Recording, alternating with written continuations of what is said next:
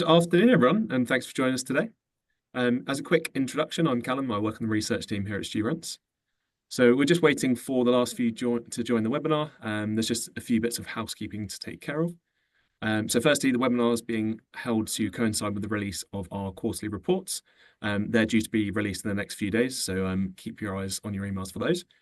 The sessions is being recorded, so we'll make sure that everyone on the call receives a copy in due course. So as always, we're pleased to be joined by a panel of industry experts who will be sharing their views on the market and continuing the discussion at the end of the data presentation and hopefully answer some of the questions that we had through. So that being said, we've had a number of questions submitted already, but if you do have any questions for the panel, you can submit them via the Q&A function in Zoom, and we'll try and get through as many of those as we can at the end of the session. So on that note, we would like to introduce our guest for today. So Skye, can I pass over to you for just a quick introduction? Yeah, sure. I'm Skye Mapson. I'm a senior director at Maslow Capital in our development finance origination team. Great, thanks. And over to you, Mayank. Yeah, hi. My name is Mayank Maheshwari. I'm a co-founder and CEO of University Living. And University Living is a global housing managed marketplace helping students all across the globe for their accommodation needs. Thank you. Good.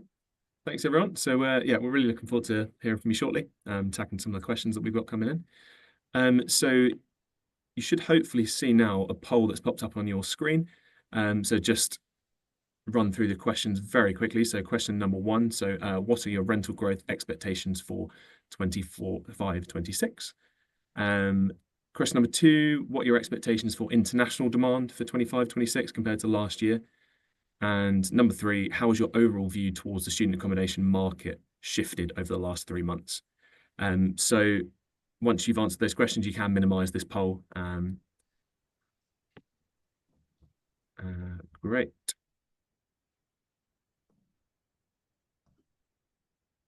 Right, on that note, I'm pleased to hand over to Richard to run through today's data. Yes, Calum. As I say, really looking forward to Mayank and Skye, and we'll get to their slides after I finish my presentation, which will be about 20-25 minutes, roughly speaking. For anyone on the call and not familiar with us, just to give you a very high-level overview of the business. So we have 3 key arms, really. We have the listings platform, which is StuRents.com. That's been going since 2008, and we advertise over 750,000 beds nationwide. We are also a leading provider of property management software to the sector, and that's via our brand Concurrent. And to date, we've actually executed over 2.9 billion in tenancy value for our customers. And I guess where we sit in the market is we can leverage those 2 platforms and obviously supplement it where we need to provide really granular data to a real broad range of stakeholders within the UK market. Just by way of a quick announcement as well, some of you may have already seen this, but we continue to kind of develop our products and features from a data standpoint. In the last couple of weeks, we've kind of made it more publicly aware that we are now offering a data portal product. So anyone that's interested in viewing that and receiving a demo, do reach out either directly or you can scan the QR code on the screen. And there's a bunch of interactive dashboards that we can obviously go through. In terms of the topics we're going to cover today, so we'll start off with looking at various UCAS stats. UCAS have actually released a number of data sets over the last few weeks, which we'll touch on. We'll then move on to the latest PBSA leasing velocity trends before touching on some of the updates to the planning pipeline. We're then going to kind of change track slightly and start to look at how we are considering market dynamics and how we're working with customers and leveraging the data that we can provide to give really interesting indicators and analyses of the sector. As I say, at that point, we'll pass over to Mayank and then Skye, and then hopefully we'll have a bit of time to do some Q&As towards the end. So to start off with, the first data set we're going to look at is UCAS data, and specifically looking at their January deadline data, and that's for the 2025 cycle. So these particular insights are actually looking at the total number of applicants, which is very different to acceptances, and that's something that we'll come to a little bit later. But broadly speaking, the numbers are positive. So we can see from the headline kind of domiciles that are provided, UK applicant numbers up about 0.6%, EU up 0.3%, but most of that growth was coming from the international market, with non-EU applicants up 3.1%. And that's predominantly being driven by China, which we'll come to shortly. So very interesting, very positive. It's worth remembering the UCAS data is not 100% of the market and it only covers undergraduates, but broadly speaking, those trends are obviously very attractive. Something that is worth noting is what we have actually seen is the number of 18-year-olds applying has actually declined from a proportion perspective. So that's one definitely worth keeping an eye on. And what it means is actually the UK growth in particular is being driven by the underlying population growth rather than an increasing proportion deciding to apply to university. So again, just a trend that's worth keeping an eye on. Diving into specific source countries next. So we haven't obviously shown all of them here, just a handful to give a bit of a flavour. But we can see, as I mentioned, really strong applicant growth from China. So up 8.9% year on year. If we look at India, that's somewhat flatlined, actually down ever so slightly by 0.3%. But then seeing some interesting trends, so USA and Turkey actually, but looking at the United States, up almost 12% from an applicant standpoint, potentially a bit of a factor from Trump there, but again, some positive growth. What is interesting to note is when we look at these non-EU applicants and look at the proportion associated with each country, we can see China is still by far the largest. So 32% of all those applicants coming from outside the EU are related to China. Interestingly, India was actually the second largest, but it equates to a relatively small proportion at 9%. So a massive skew towards that Chinese demand pool. What it also does mean, though, is there is a really long tail of other source countries. So again, lots of individual countries sending a relatively small number of applicants to the UK. Looking at tariff providers next, and specifically starting with, again, non-EU applicants. So this is a trend that's been persistent for quite some time, but is worth just refocusing on slightly. And for anyone not familiar with what tariff refers to, so that's a category or a band that UCAS applied to the data. And the easiest way to think about that is the entry grade requirements to go into that particular institution. So again, thinking about higher tariff providers, those are the ones that have more stringent requirements. But we can see really how all of the non-EU applicant growth has really been associated with those higher tariff providers, particularly for this year. So we can see from the numbers there, 6.5% growth for higher tariff providers, yet medium and lower both reporting year-on-year declines. So again, what the data shows is that a bigger proportion of those applicants from outside the EU are going to those higher tariff providers. And if we look at the data just recently released, that's about 73% of the total, and that's up from 67% in 2018. So again, those higher tariff providers really outperforming and continuing to attract a bigger proportion of that total demand pool. For UK students and specifically for 18-year-olds, it's a very similar story again in terms of those long-term trends. So similar to what we just saw, higher tariff providers increasingly capturing a bigger proportion of the market. And we can see 4.6% growth this year. Medium tariff providers do still show growth over the long term.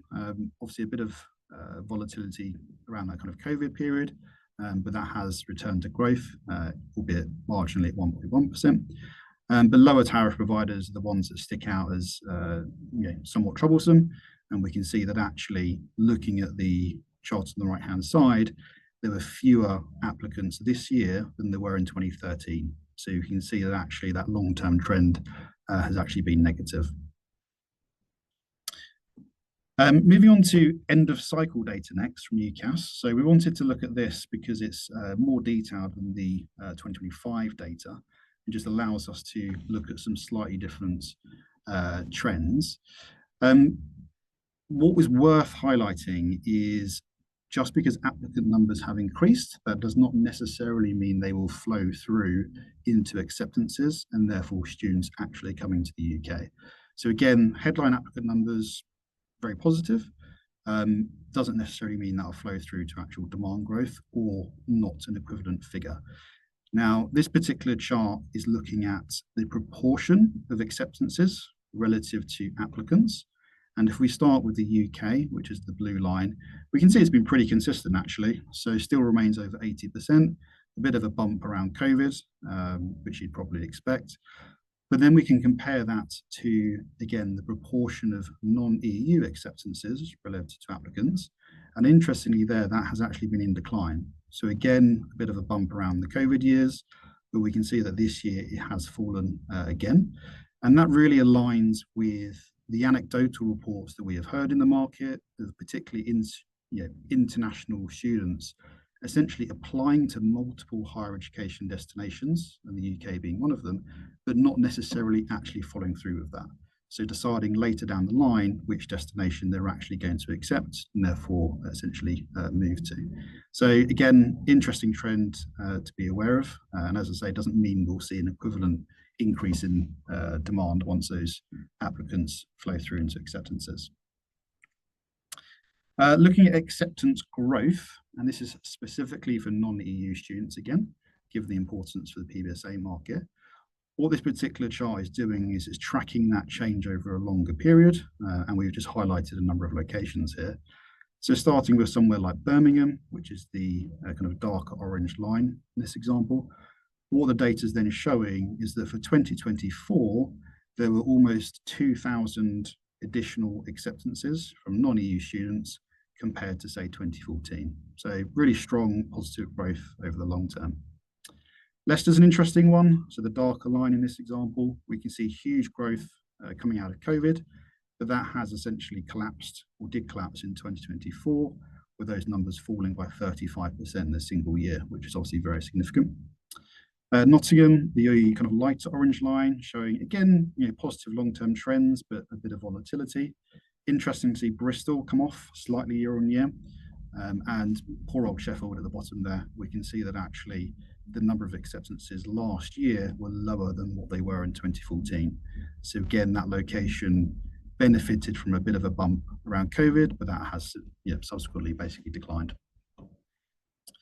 A very late addition to the slides was Office of Students data. So this was actually released today, but we thought it's so relevant that we wanted to include it in today's session. For anyone not familiar with what this information is looking at, it is essentially what they classify as early statistics data. It's only covering England, so there is that's worth bearing in mind.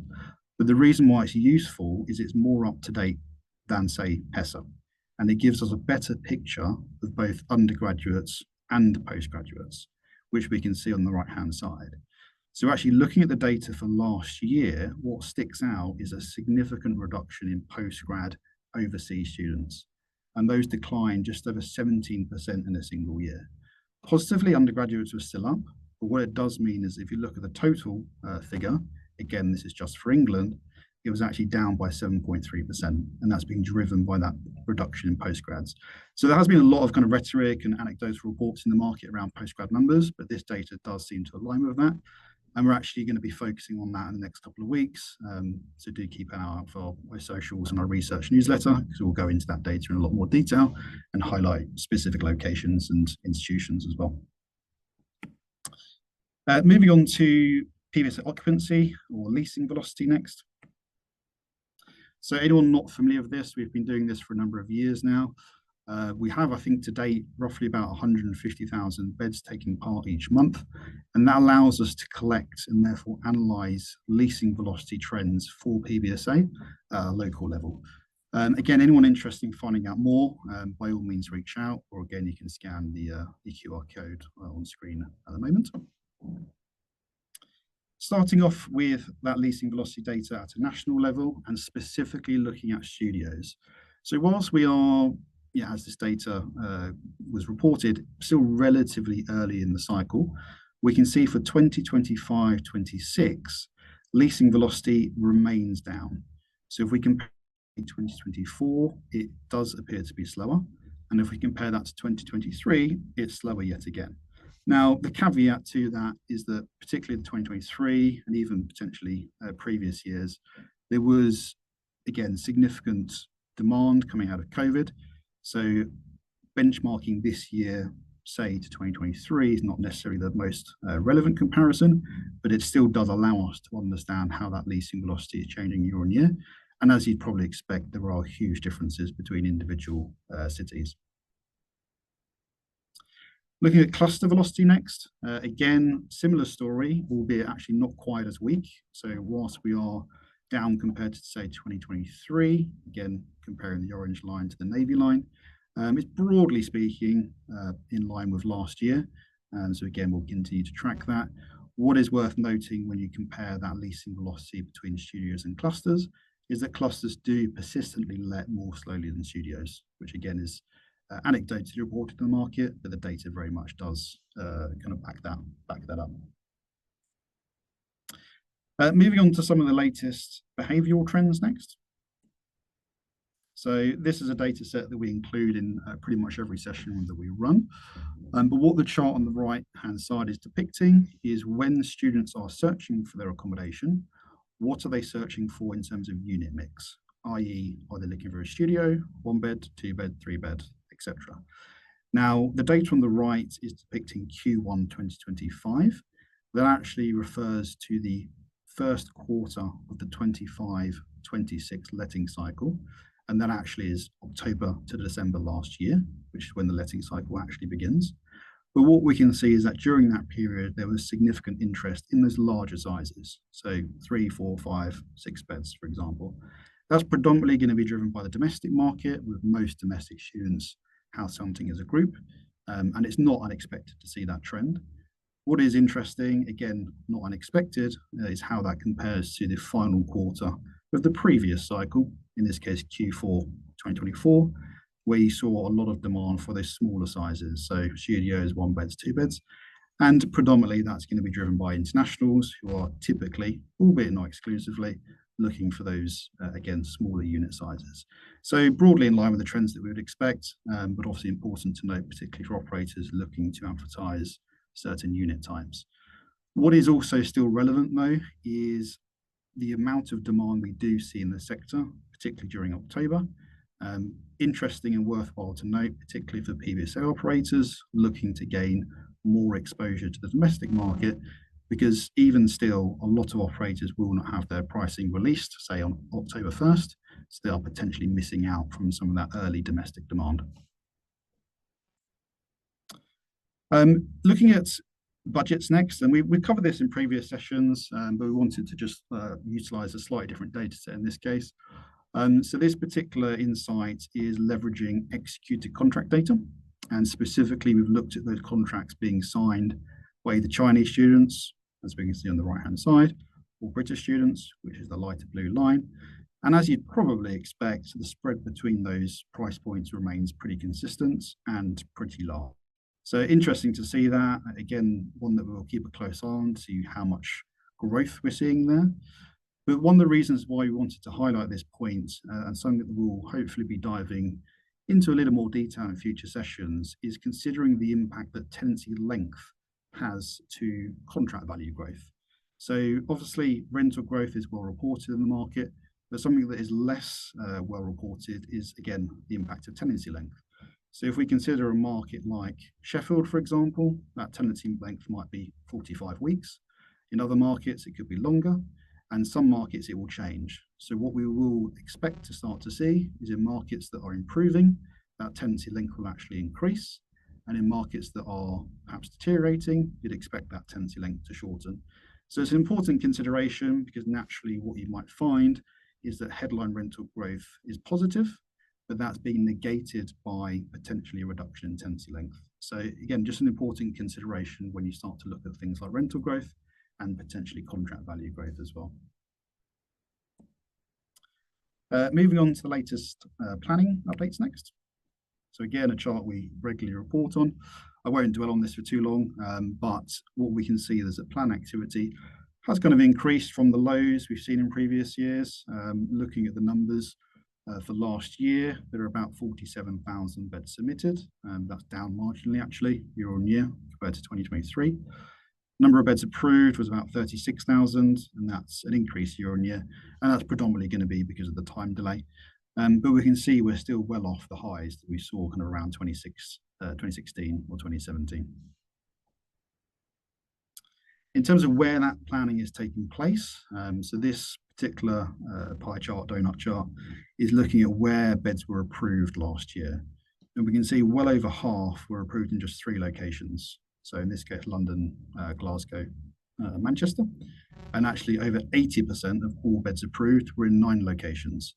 So what it does mean is the distribution of that pipeline is far from even, and it's very much skewed to a handful, in most cases, of locations.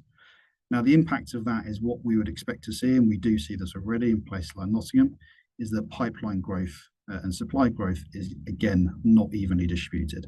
So we would expect to see significant increases in some markets, and other markets perhaps limited or even no increase in supply. And that's not necessarily aligned to where that supply is actually needed. And obviously that's going to be driven by making the fundamentals stack up and making those schemes potentially viable. There's a lot more detail to this. This is just highlighting some of the most notable submissions and approvals.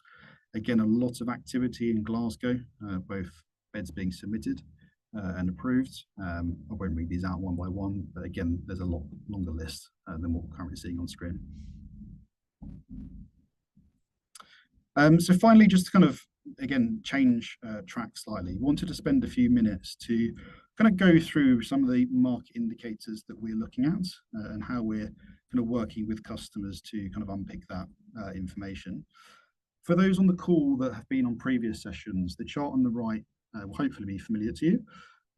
For anyone that's not familiar with this chart is essentially depicting supply and demand over time, in this case in Birmingham, but we actually run this analysis every single month across more than 40 locations.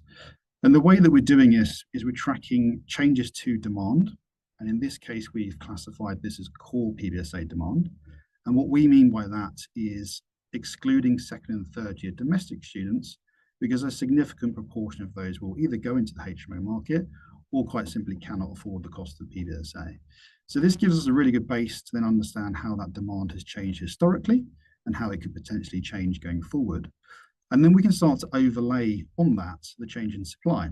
So looking at again, the chart on the right-hand side here, what this shows in Birmingham is actually demand growth, again, particularly coming out of COVID, was significantly higher than supply growth, which is the orange line. Now, there are some limitations to this analysis. I think none of this is going to be 100% perfect. That's predominantly being driven by data from HESA, for example, which only goes up to 2022. And that's why we see 3 kind of predictions here in terms of demand growth. But what it does allow us to do is form an opinion of whether that market is likely to improve or likely to deteriorate. And that's very different to what, again, still gets widely reported in the market with regards to things like student-to-bed ratios. And I won't go into the detail on that. Again, that's something we've covered in previous sessions, but those ratios can give a fundamentally misleading representation of a market, and they don't necessarily give you the forward-looking insights that's perhaps needed. As we see in a minute, Birmingham, broadly speaking, looking positive, and that's very different to somewhere like Coventry or Nottingham, which we'll see shortly. So what does that kind of analysis mean for investor value or operational risk? Now, what is interesting is when we start to then leverage our leasing velocity data, and specifically for Birmingham, and this particular analysis is aggregating both clusters and studios, we can see actually leasing velocity has held up pretty well. So we can see it's been pretty consistent year on year, and that's despite that slowdown that we're seeing at a national level. And that's going to be driven by those fundamentals we just saw that were broadly positive. So again, a really important consideration for investors in particular, but also operators.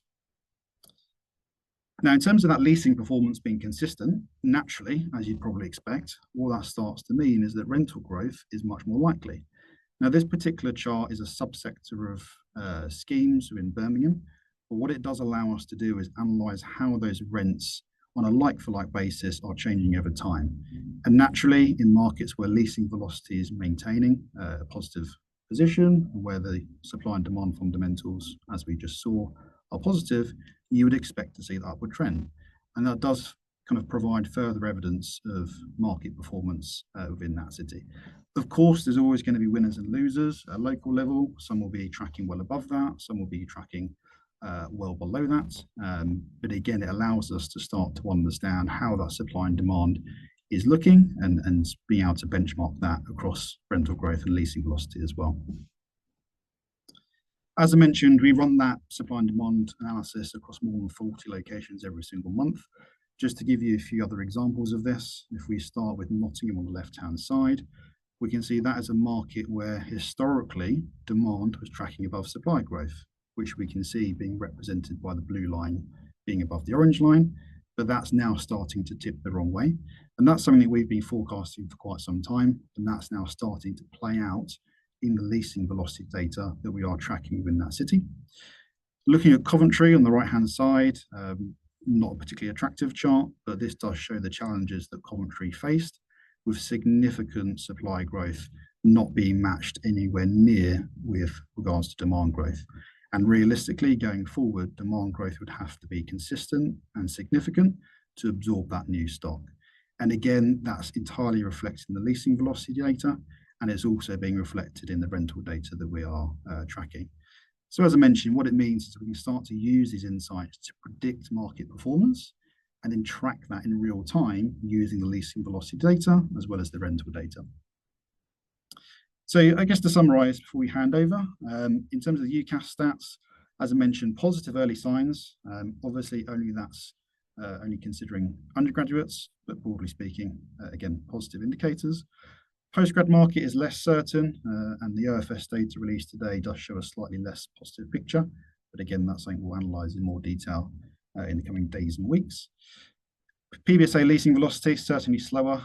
Again, big differences between locations, but that's certainly worth being aware of. And then finally, pipeline distribution, as I mentioned, far from even. And what I would say and urge is any kind of stakeholders interested in the sector do continue to consider some of these forward indicators rather than relying on, for example, student to bed ratios. That's it for me. I appreciate there's a lot to go through in a relatively short time, but hopefully that's a lot of useful insights. What I'd love to do now is hand over to Mayank. So if you bear with me 2 seconds, I will give you control of the slides and you can take it from there. Great, thanks, Richard. Just to give a brief, everyone, about University Living. So we are a global housing managed marketplace, and we are helping students all across the globe to find their safe, secure accommodation from their own country, covering from all PBSA to HMO, private apartment, and homestays as an option. So we are also focusing on to aggregate the best of the supplies from globally. So overall, we have got over 2 million beds on our platform located in 535 cities, catering all the major metropolitan cities of the globe. And the mission is that how we can enhance the student living experience from an international student's perspective, touching all the points till the time they check in at the property. So working on a lot of value-added services so that as an international student, they don't face any problem while getting accommodated into a new city or a new country. So coming from an international student perspective, there's been a significant growth in specifically in India's subcontinent market from an international perspective, keeping UK as a destination. So we have seen a growth from, if we see from the pre-COVID time, from 2019 till now, it's an over 250% growth in overall numbers. Yes, we have seen that last year there is a slightly dip in the numbers from India, and it were significantly happened due to a change in the visa policy of dependent visa. So I think that was the only policy change that impacted. Otherwise, from an overall perspective, from a geopolitical issues, we see UK is as a preferred destination from India market. So we've seen what's happening in Canada, Australia, US with Trump coming up, with the new narrative every now and then. So UK and Ireland are, especially UK is a safest bet for an international student. And one very important matrix that UK has for Indian student is there is a over 94% of visa success ratio. So it's the healthiest success ratio among any country that Indian students apply to. And with that, we have seen emerging destinations like Pakistan, Nepal is coming up really well for UK market, and there's been a significant growth. Same for Nigeria, but again, the last year, if we see from 2019 till now, there is, of course, definitely a very big jump. However, from last year, because of dependent visa policy, the postgrad number hit the most. Coming on, the preference, it's from collated from our internal data that we've been catering to. So we have clubbed India subcontinent as a region, and we have seen that over 33% of the students prefer to stay in the studios. Then there's a large chunk of the students, because of probably the affordability issue, or they're not finding it right to spend that much amount, or they've been coming up with certain conditions, so where they look for private apartments, HMOs, slightly where it fits in their budgets. And then we have seen that a lot of students also prefer en suites, and they're okay to even share the rooms where at least they can get like their own bed. So that we've categorized into the other room categories, where there are twin shares or bunk beds kind of an option. So with keeping these in mind, we have also come up with how as specifically seen the narrative as from Indian students' perspective, that it's a very budgeted market, or student don't spend that much. But we have seen that specifically from an London market perspective, they've been good around 40% of the students who spend even over 400 pounds per week for their accommodation. So there is two extreme target audience that we see specifically in India, where they look for very premium high end product, whereas the other hand, there is the target audience where they look for very budgeted and, or even I would say, more value for money accommodation, where they want to spend wisely, rather spending on just on a price point which they can't afford. So in as categorized as more of affordable housing, if by the charts you'll see that majority of the students are spending between 100 to 150 kind of range for outside London, whereas in London there is decent amount of students who are spending even over 400 pounds a week. So this is how we've been able to see the trend in India specifically. And when we talk about the other nations such as Bangladesh and Sri Lanka, we have seen that they've been mainly opting for very budgeted options, which mainly moves towards the HMO or private apartments, or a lot of house shares options, which really looking for less than 100 or 150 pounds per week. Whereas on the other hand, there's been a trend from Pakistan and Nepal, where they've been looking for mid-range, more value for money accommodation. So they've been saying that probably it seems like a very interesting note that the people from Pakistan and Nepal have again a very two different range of people, where they don't mind spending really high amount for their accommodation as well. So as a as an industry from international perspective, what we have seen that the major challenge that these the international student face is, first, because of the education cycle in India subcontinent. A lot of results comes very late for an undergrad or for a level in India. The results come mainly in April, and somebody who would be planning for to do their postgrad, the undergrad results comes in India, specifically in end of June. So by the time results come, they're unable to decide which university they will be getting into, where they will be getting the unconditional letter. So because of that, they always are the late ones who unable to take decision early. Still, there is lot of room for improvement in terms of educating the students on what all options are available for them as an accommodation sector.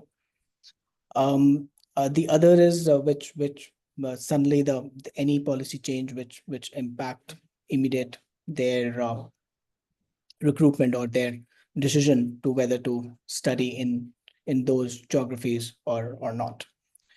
Um, the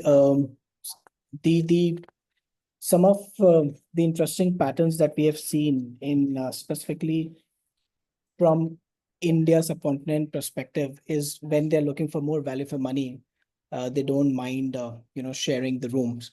So we have seen that a lot of adaptability of twin share, but unfortunately in as a market, these options are very, very limited. And the second opportunity we see this as there are a lot of because of the culture differences. We have seen that a lot of students prefer to stay in the same gender apartment. So if it's a female, the parents like to have that the entire building needs to be all female, so they feel more safe and secure as their kids would be studying overseas. And the one interesting feedback that we keep hearing from the students and the parents is that whether these accommodation can be catered or not.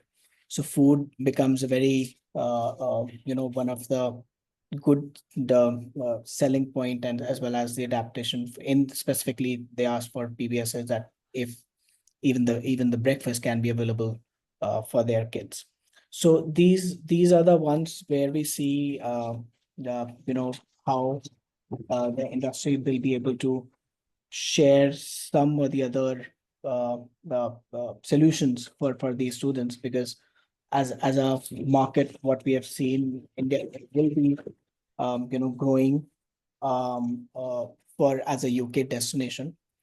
The numbers we see on a very positive side that year on year, with the geopolitical issues we are seeing all across. So UK still holds a very strong position in the market, and with the adaptability of the specifically of the PBSA, we see more adaptation of from the India subcontinent picking to stay in PBSA rather in the budget accommodation. Okay, thank you. Thanks, Mayank. I mean, really interesting to see the kind of differences there in terms of the kind of exams and seasonality, but also, I guess, some of those cultural differences around sharing twin rooms and so on, because we often hear that in terms of investors reluctant or nervous, but it does seem there is potentially demand there, which is interesting to see. Thanks for that. Sky, I'll hand over to you. If you give me 2 seconds, I'll give you control of the slides.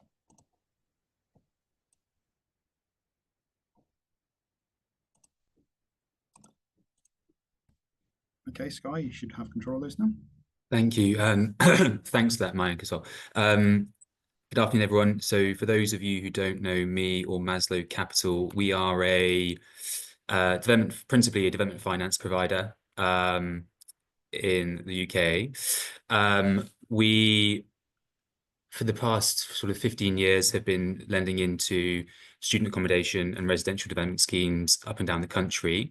We were part acquired in 2021 by the Arrow Global Group, and we're now fully owned by them as of 2023. And as part of that, our business has evolved. We now provide bridging. We have our own bridging team, as well as being still focused on development finance. We also have a lending solutions business, which is principally interested in sort of quirkier asset classes or instances where things have gone awry. So we do provide a broader range of credit than perhaps when I first joined Maslow. We are also pan-European now.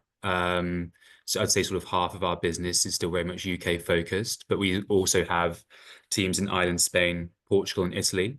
And we provide bridging, development finance, and lending solutions transactions in those geographies. We have and will always be living sector focused. I would say 60 to 65% of what we do will be resi, whether that's for sale, build to rent, or co-living. The remainder will mostly be PBSA. The amount of PBSA that we do on an annual basis really fluctuates, and it can be anywhere from sort of 25 to 40% of our book at a given time.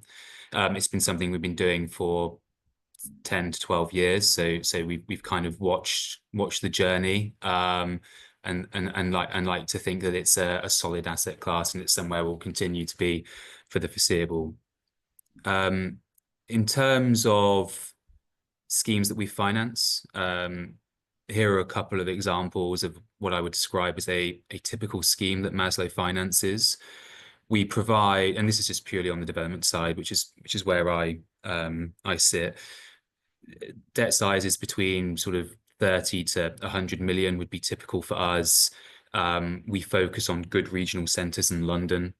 The scheme on the left is one in Greenwich that we financed last year, a 414-bed PBSA scheme for Tribe. That was a £73 million loan. And the one on the right is a financing we provided to TPG Angelo Gordon JV with Melbourne Capital in Bristol for a 399-bed PBSA scheme. And again, these would be typical insofar as most of the debt that we provide is 75 to 80% of cost, 65 to 70% loans to GDV. And these would be purely development facilities that would be refinanced or the developer would sell at the end of the facility. I also want to talk a little bit today about the financing landscape and how that sort of played through 2024. 2022 and 2023 were very challenging times for a development finance provider and indeed developers. We had construction cost inflation that went off of the charts, and obviously interest rates moved rather significantly at the back end of 2022. I would say they were probably the two most challenging years in terms of originating new finance or new financing or new loan business that I've seen at Maslow during the sort of 12 years that I've been here. 2024 was a very different feel. It was actually by far and away our best year. And I would largely attribute that to a sort of a pent-up level of demand. A lot of people sat on their hands in 2022 and 2023, went back to planning, revisited schemes due to viability issues. Those largely came back in 2024. And again, the interest rate environment has changed quite significantly insofar as people would seem to me to have largely adjusted to the fact that rates are higher. That's being reflected in bid prices on land, and developers' appraisals will now be sort of more aligned to the sort of the 3 to 4% reference rates that you see in the chart on the left, being the 5-year swap rate. There is also one observation I have had over the past year in terms of the schemes that I've seen go to market from an investment perspective. Yields have largely held up in prime locations, in good assets in prime locations. Yields have not really moved a great deal in response to how gilt yields have moved, which has been comforting to see. We have seen some, anecdotally, I've seen some sort of secondary and tertiary locations suffer in terms of how gilt yields have moved and the cap rates being applied on purchases. But I would say good locations, right assets and good locations have mostly held up. The other point to make around 2024 and why I felt like it was a good year in terms of schemes coming back was the construction side of things. I'm sure we all know what's gone on in that space, but year on year, build cost inflation has been sort of through the roof through 2021 and 2022. Contractor insolvency was a very real problem for us on schemes that we originated over the course of 2021. That is a problem that we have largely moved past now, it feels like to me. Inflation is at a more moderate level, as we all know. Rates are starting to come down, albeit slower than everyone might like. And schemes have largely remained viable due to an outsized level of rental growth and what I was going back to earlier in terms of yields remaining relatively flat. And they have sort of propped up, it feels like to me, propped up a sort of construction cost market that has materially changed in the past sort of 5 to 6 years. You know, if I think back to pre-COVID, a developer could deliver a scheme for sort of 65 to 70k a bed on a pure construction cost basis. Now a typical construction cost per bed would be anywhere between 100 and 120,000 per bed. And one of the questions that I'll sort of come on to later is, you know, that sort of affordability issue and the level of rental growth that we have seen is not really sustainable. And it certainly seems to me that no one really expects it to continue. So long as the construction market sort of remains relatively benign in terms of the inflation that it's experiencing, then that won't be problematic for schemes. But it's yeah, you know, I think now you can't really expect rental growth to sort of save people from a rising construction cost market.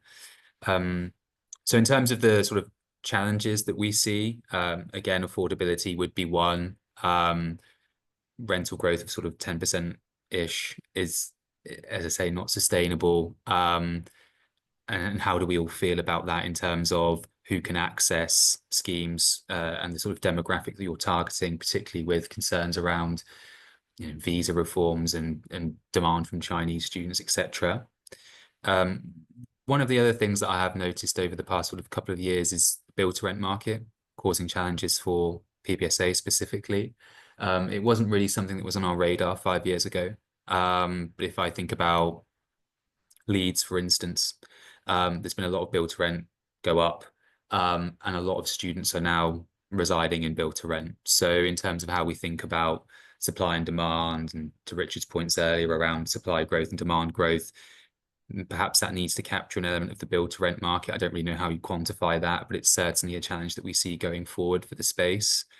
That's also something to consider. And then the last 3 points on this slide being yields, forward funding, and the investment market all really sort of tie together. I think a large part of the reason why we as debt providers have been so busy over the past sort of 3 to 5 years in the PBSA space is that the forward funding market has cooled, almost to the point now where it feels to me that it's not non-existent, but it's incredibly challenging. So that's something that developers need to consider. Also, going back to the tariff slide that Richard had earlier, I have it on the next slide as an opportunity, but it's also a challenge for the investment market insofar as you really do want to be delivering schemes in places where investors see there being a sustainable level of demand for that product. And it would seem to me, and it's something we're all probably alive to, that higher tariff universities or cities in which there is a higher tariff and a lower tariff or a mid-tariff university are those where that demand will prevail. There is also a bit of an unknown on yields for me. I feel like we've weathered the storm. I just don't know. I can't sort of with any real conviction say whether there's going to be any further compression or yields will remain relatively flat. Historically, sort of pre Trussonomics, you would always just see this continuing downward trend in yields, and and that gave you a great level of comfort. You knew if you went into something 3 years later, the likelihood is the valuation of a scheme would be higher, largely driven by yield compression. Whether that's possible going forward is something that worries me slightly, and it also poses a challenge for the sector.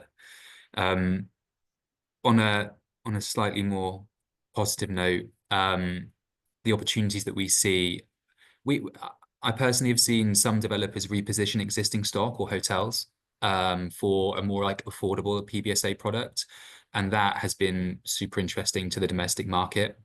Again, schemes that can have a good chunk of domestic students in will always be interesting to the investment market, simply because it shows some level of diversification. So in that sense, rather than always just, and I would say 90% of what we do is the new build, shiny, expensive kit. But there is a place for that more affordable product that can be delivered at a sensible cost if you're repositioning an existing asset.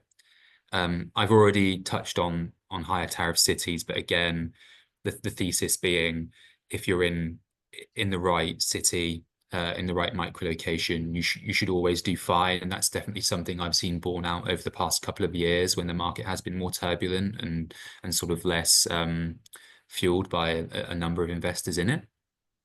And the final point I wanted to make on opportunities in the space was just around financing structures. I think with the sort of slowdown in the forward funding market, there is definitely room for developers to do some quite exciting things with JV partners, and we are seeing sort of more of a prevalence of that type of structure. There are sort of a few well-known counterparties in the space in that sort of pref equity or equity type space.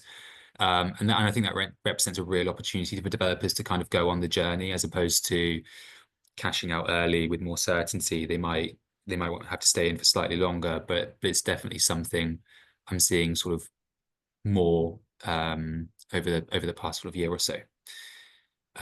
That's it from me. I'll hand back to Richard. Thanks, Guy. Yeah, always super interesting to get your perspective on these things, so appreciate that. I think at this stage, what I'll do is I'll stop sharing and pass it back to Calum. I think we'll probably go through the poll results next, and then we may end up going kind of 5-10 minutes over time. But yes, hopefully it's still useful for people to go through some Q&A.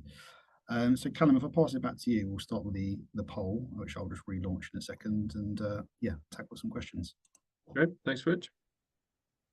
So the results should be coming up any second. Cool, right, yeah, so on to the poll results. So question number 1 was talking about rental growth expectations for this current academic year. So the most popular result here, so 3 to 4% growth, and that's just over half of the responses we had. Interesting to see kind of lower expectation towards that 7+ growth figure. So number 2, expectations for international demand for the 25-26 year compared to last year. It's pretty split 3 ways here, so positive, neutral, negative. Yeah, fairly split on the results there. And question number 3, how has your overall view towards the student accommodation market shifted over the last 3 months? And again, almost half unchanged, and around about a third more pessimistic. So that is the poll results, which brings us over to our Q&A portion of the webinar. So yeah, as Rich said, we've had a lot of questions come through, so we might just go over 5 to 10 minutes. All of the questions that we don't have time to kind of cover, we'll be in touch with some answers to those following the webinar. So firstly, what are your expectations for international student enrolment in the UK over the next few years? So a big one to start with. Big one to start with. So over to all 3 of you, really. Happy to go first. I think, again, it's going to be a very much mixed bag, I suspect, as kind of the data show that we kind of alluded to earlier. I think you will see some markets continue to struggle. I know Nigeria is one that's come up in sessions previously, and obviously the economic situation there has predominantly been a factor. The big one is China. It makes up such a big proportion of the international market that it is absolutely key, particularly for high-end PBSA. I think, as again the data was showing, early positive signs, again, the big unknown really is the postgrad market.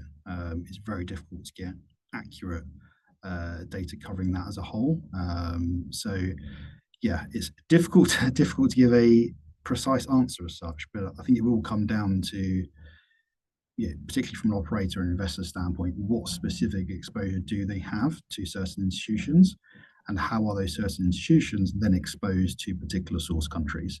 So again, think about that OFS data, which we'll come back to in more detail in a future session. There are some significant swings, both positive and negative, from a postgrad standpoint, which again is something we'll come back to. Great. Thanks, Rich. And Sky or Mayank, anything to add to that one?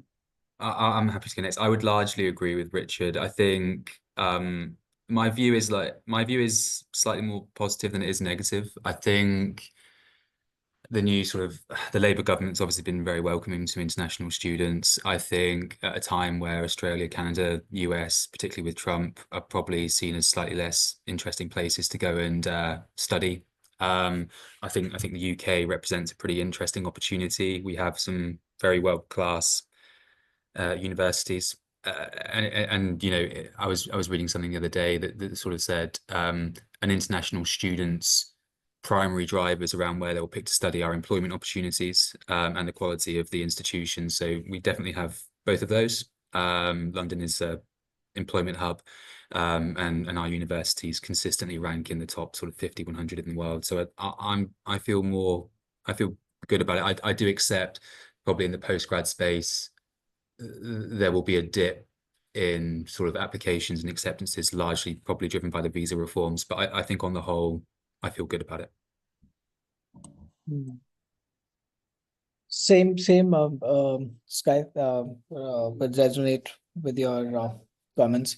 I think I would be looking more on a positive side from specifically if I talk about India subcontinent region as a market, where there are a couple of changes that we have seen that specifically in India, the access to capital has now reached to tier 2, tier 3 cities as well. India per capita GDP is increasing year on year. So plus the access to information is going more deeper to even the small town and villages in India. So the aspiration is whether earlier it was only a metropolitan city student or a tier 1 city student were an aspiring students who were thinking that only they can study abroad, but now it has reached to tier 3, tier 4, and even town and villages level as well. So thanks to the internet, the access to information that is there, and now access to capital is there. So seeing all these perspectives, seeing the number should increase from it there. Great. Thanks, everyone. On to the next question. Why are domestic students not growing in line with the growing pool of 18-year-olds? Are students choosing not to go to university, or is cost of living playing a more relevant role in the decision? Rich, I'll point this one over to you. Yeah, I guess we kind of somewhat covered that. I think what is difficult to say precisely is the exact reasons, but absolutely right, it does look like a smaller proportion are perhaps applying to go to university. I think cost has to be a factor of that. Again, hard to quantify that. What is interesting though is when you actually start to look at the cost of accommodation in some locations, the cost of that accommodation is more, again, in some locations, than the cost of tuition fees, which you may or may not pay back depending on kind of graduate outcomes. So I think it has to be have an impact. Again, what I'd be super interested to see if there's any more up-to-date or reliable data that's looking at things like live-at-home rates. Again, we question a lot of the data, particularly from HESA, around that and how accurate it actually is. But you would naturally expect that trend to also increase as kind of more domestic students simply cannot afford to live away from home. So yeah, difficult to give an exact reason, but I think cost must be having an impact there for sure. Great. Thanks, Rich. Sky, one for you here. So as a lender, what are the biggest risks you're most concerned about? Aside from like the sector-wide things around, university going bust or, the demand falling off of a cliff, I would say the construction side of things remains the biggest issue that we see in terms of a challenge. I think whilst contractor insolvency is less of a prevalent issue than it was, say, 2 years ago, it's still a very real issue. And schemes can very quickly become unviable if you have to retender a scheme partway through with a new contractor, etc.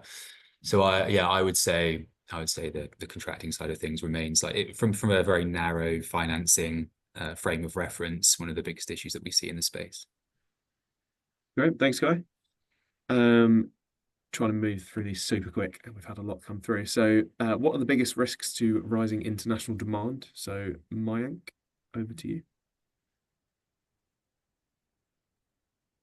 I'm happy to chip in first if you want me to give a review. Yeah. I think, again, it's not new news as such, but I think the rhetoric around institutions in the UK, obviously financial health is a big one, but that has a potential for reputational risk. I think the global rankings are very well much tracked, particularly by Chinese students. So I think the danger for the UK is that due to things like the financial health universities and obviously cutbacks, which a significant portion have announced or are announcing, how is that then kind of received overseas, and how does that impact their global rankings? Because you do see that where universities start to fall within those rankings, you see potential, or we're actually seeing in the data, a drop off in demand. And we know, again, Chinese students in particular, really keen to go to these universities are ranking well globally. So I think that's the big one in terms of potential risk for international demand. And I guess you can combine that in a similar vein with any potential rise in institutions in China, for example. If those are increasing in rankings, whilst those in the UK are potentially falling, again, that's going to have a potential impact on demand. Again, difficult to quantify at this stage, but I think that's one to certainly be aware of. Great, thanks, Rich. Mike, anything to chip in there?